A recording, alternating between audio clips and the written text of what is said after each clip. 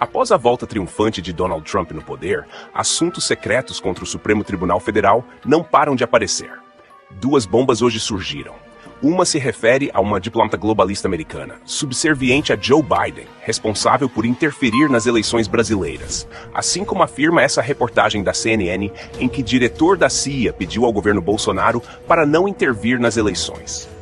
Comentários foram feitos em reunião a portas fechadas, em julho de 2021. Autoridades americanas pediram que o presidente pare de minar confiança no sistema eleitoral do Brasil. Não resta dúvida que o governo Biden foi um dos responsáveis pela subida do ex-presidiário ao poder. Outra informação é que a caixa preta da mordaça praticada por Alexandre de Moraes para perseguir, silenciar e prender opositores começou a ser aberta. Você vai saber disso através de uma excelente explicação de Alexandre Garcia, um dos poucos jornalistas que ainda batem de frente com o ditador de toga.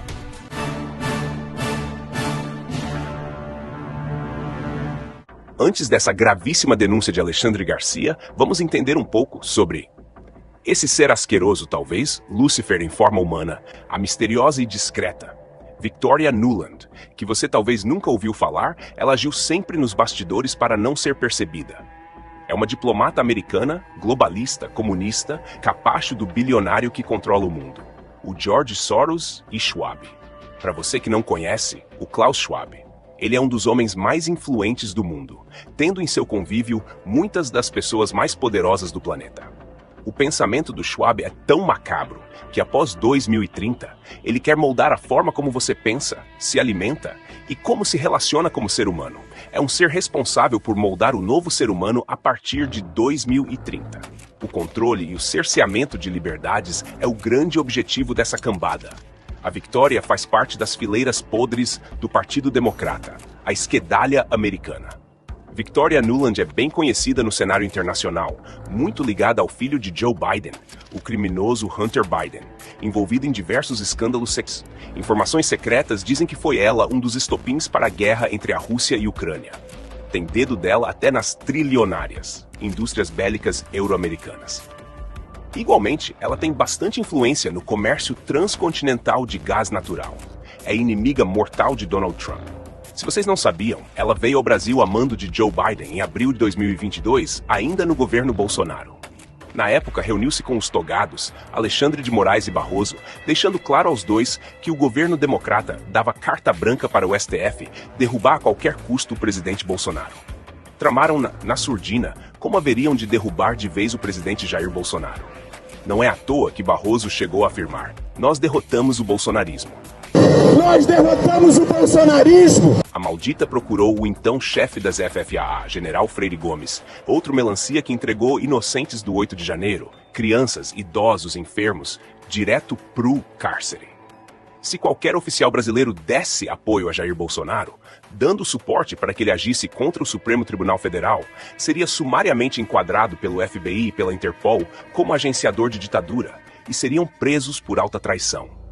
Qualquer um que tentasse algo fora dos planos de Victoria Nuland e Joe Biden seriam enquadrados em crime e imediatamente presos. Não é à toa que após aquela reunião secreta de Bolsonaro e Alexandre de Moraes, não houve nenhuma ação contundente de Jair Bolsonaro para impedir que o 9 Dedos subisse a rampa.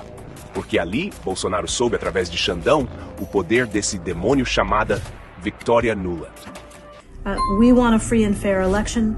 Queremos eleições livres e justas em países ao redor do mundo e particularmente nas democracias. Julgamos a legitimidade daqueles que se dizem eleitos com base em se a eleição foi livre e justa e se os observadores internos e externos concordam com isso. Então queremos ver para o povo brasileiro eleições livres e justas no Brasil. Vocês têm uma longa tradição nisso. E isso é o mais importante para manter a força do Brasil daqui para frente.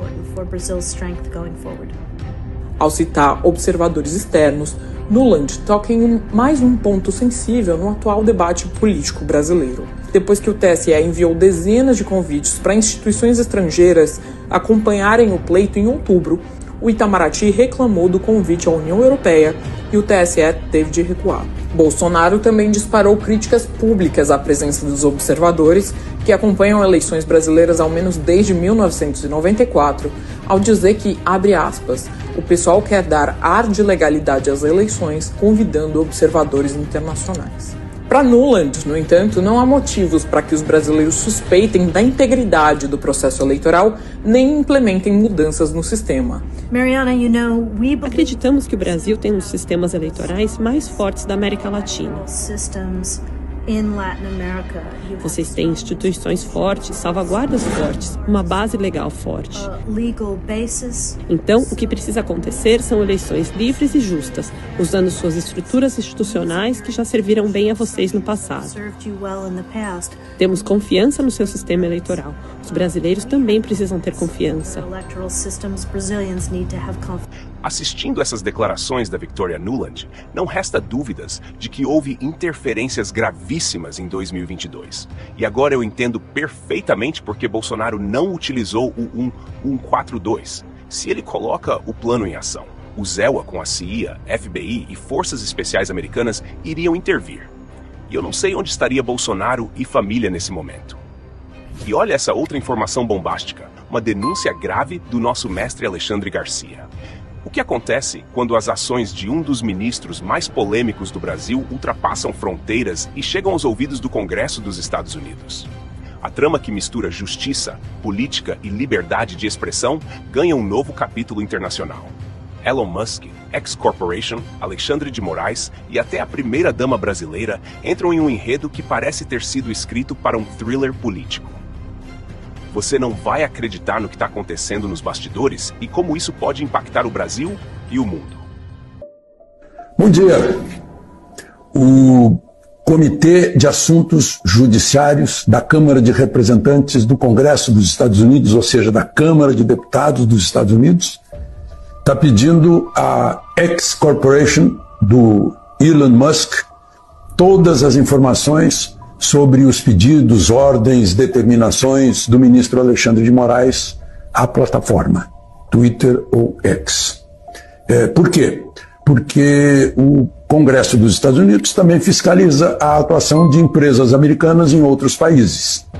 Se elas não estiverem cumprindo as leis dos países em que operam, sofrerão sanções no território americano. Claro, porque a empresa americana está num país estrangeiro, está representando também os Estados Unidos, né? Daí essa preocupação. Elon Musk está informando que mandou todos esses pedidos, está avisando, né? Comunicando a Alexandre de Moraes que vai fazer tudo isso para o Congresso dos Estados Unidos. Está aí uma questão interna brasileira, que não é bem interna, né? Porque envolve uma empresa estrangeira, que está chegando ao Congresso dos Estados Unidos, onde havia chegado antes por deputados brasileiros que também levaram o assunto ao Parlamento Europeu. Eu tenho ficado admirado que tenha sido necessário ir buscar apoio no exterior para o que está acontecendo aqui no Brasil, né, a despeito do que determina a Constituição no seu artigo 220 e no seu artigo 5º, a linha 4ª. É livre a manifestação do pensamento, não haverá qualquer tipo de censura, nenhuma lei conterá restrição à livre manifestação, né? Mas, no entanto, é o que está acontecendo. Quase que entrou esse projeto de lei da mordaça, que agora foi para o lixo, mas querem fazer outro, né? E todo mundo diz que se o Congresso não fizer, o Supremo vai fazer. Quando o Congresso não quer legislar sobre algo, isso não quer dizer que o Supremo tem que legislar. O Supremo não é poder legislativo. Se o Congresso se nega a legislar, é porque decide que não é preciso legislar.